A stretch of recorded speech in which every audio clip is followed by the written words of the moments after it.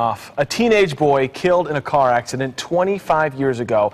With no ID, investigators couldn't figure out who he was until now. ABC 15's Corey Rangel joins us live with more on how his family finally got some answers. Corey? Katie, 16-year-old John Moore ran away from his California home more than 2 decades ago and never made it back after a car crash west of the valley. There's that hope that, he was able to start his life. And then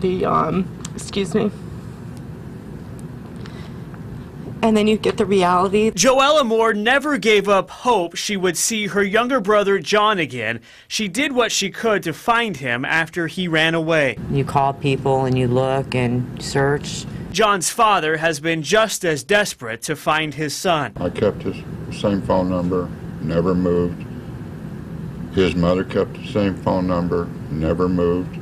And we just hoped that he would call one day. But they had no idea John died in a car crash on I-10 near Tonopah 6 months after he went missing in 1987. John had hitchhiked with someone and had no ID on him.